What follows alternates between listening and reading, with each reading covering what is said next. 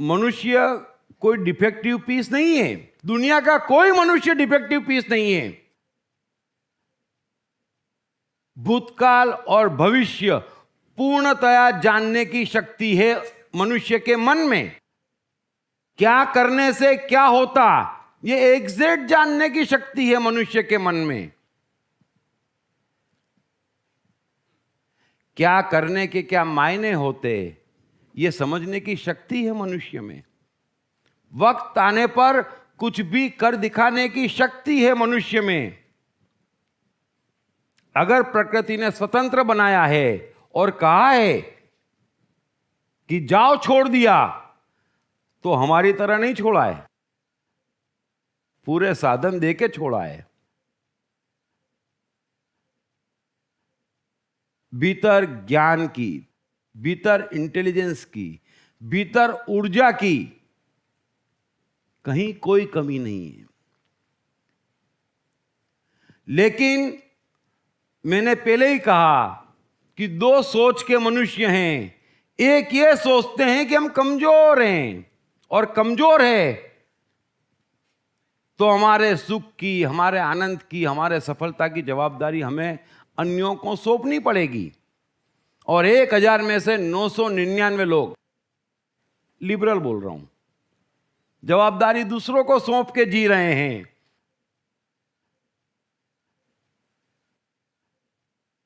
मेरा एक favourite coat है जिसको मैं बार बार दोहराता हूं, लोगों को पसंद भी आता है, कि धार्मिक कौन है और अधार्मिक कौन है। इसकी एक ही परिभाषा हो सकती कि जो मनुष्य अपनी जवाबदारी स्वयं उठाए संपूर्णतया, वो धार्मिक। और जो ये जवाबदारी चाहे बॉस को दे, परिवार को दे, एजुकेशन को दे, धर्म को दे, भगवान को दे, प्रकृति को दे, जो भी ये जवाबदारी दूसरे को सौंपता, वो अधार्मिक। तीसरी कोई परिभाषा धर्म और अधर्म की इस संसार में नहीं बनाई जा सकती। एक बात बड़े अच्छे समझ लेना, मन और बुद्धि का फर्क। बुद्धि अहंकार तोड़ के देखती। ये जितनी भी एबीसीडी आप सीखते, जितनी भी एबीसीडी सिखाई जाती, वो सब बुद्धि अहंकार से निकली, और बुद्धि अहंकार सीखता, और बुद्धि अहंकार को एबीसीडी है, मन को कोई एबीसीडी नहीं है। ये नहीं है कि जवाबदारी बॉस को सौंपी तो अधार्मिक और भगवान को सौंपी तो धार्मिक। मन को कोई एबीसीडी नहीं है। सबसे बड़ी गलतफहमी मन और बुद्धि में है।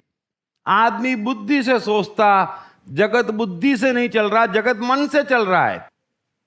प्रकृति का कम्युनिकेशन मन से है। आपकी बुद्धि से आप कुछ भी सोचें, कोई कुछ भी समझा दे, उससे ना मन को फर्क पड़ता ना बुद्धि को। मन इतना समझता कि यह आदमी जवाबदारी उठाने को तैयार नहीं, शक्तियां उजागर ही नहीं होती मन की। फिर वो किसको सौंपी, क्या सौंपी, कितना भरोसा करते, कितनी श्रद्धा है, मन ये कुछ भी नहीं समझता है। और यही कारण है कि लाखों में एक एडिसन आइंस्टाइन होते। यही कारण है कि लाखों में एक बुद्ध और कृष्ण होते। यही कारण है कि लाखों में एक मोजार्ट और पिकासो होते, क्योंकि वो जवाबदारी खुद उठाते, हम उठाने को तैयार नहीं। मेरा एक और कोट है, मैं बार बार लोगों से निवेदन करता हूं, यह जवाबदारी सौंपना खत्म कर रहा है मनुष्य जाति को, इतने हसीन जीवन को, इतने हसीन अवसर को। और यह प्रकृति का अपमान है जिसने हमको वेल इक्विप्ड भेजा है। जीवन हमारा और जवाबदारी तेरी तेरी तेरी तेरी तेरी क्यों उठाएगा कोई? और क्यों आप सौंप रहे? मैं हमेशा कहता हूं कि बुद्ध, कृष्ण, क्राइस्ट, किसी की करुणा में कोई कमी नहीं है। अगर उन्हें उद्धार करने की सत्ता होती तो कब का उद्धार कर चुके होते। आपको क्या उनकी करुणा में कमी दिखती? उनके प्रेम में कमी दिख रही है?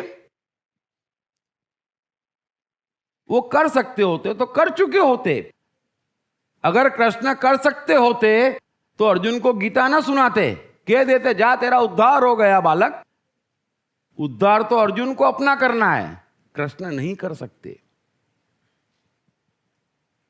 बड़े गहरे से समझ लेना, ये पूरा खेल मनुष्य इंडिविजुअल और प्रकृति के बीच है, उसमें दूसरा बीच में आता ही नहीं, आ सकता ही नहीं। आप पूर्ण स्वतंत्र है, उसका मायना ही ये है।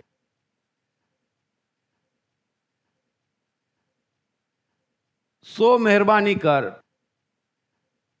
जीवन में ये चीज समझ लें कि आप पूर्ण स्वतंत्र हैं और हम पूर्ण स्वतंत्र हैं, तो जो कुछ भी हमारा जीवन आज है उसकी जवाबदारी भी हमारी, जो हम कल बनाना चाहते उसकी जवाबदारी भी हमारी, जो हम भूतकाल में थे वो भी जवाबदारी हमारी, तीसरे किसी की कोई जवाबदारी नहीं।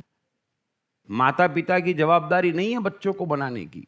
ये जितने बने हैं ना, जितनों का हम इतिहास पढ़ते, सब गरीब घर में पैदा हुए हैं। 2 दिन 3 दिन में एक बार खाना मिलता था, ऐसे परिवार में पैदा हुए हैं।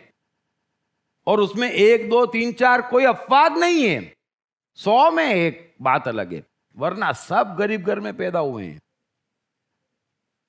कोई बहुत ज्यादा एजुकेटेड भी नहीं है और धार्मिक तो बिल्कुल भी नहीं है। तो उनमें गुण क्या है? एक ही कि उन्होंने अपनी जवाबदारी उठाई।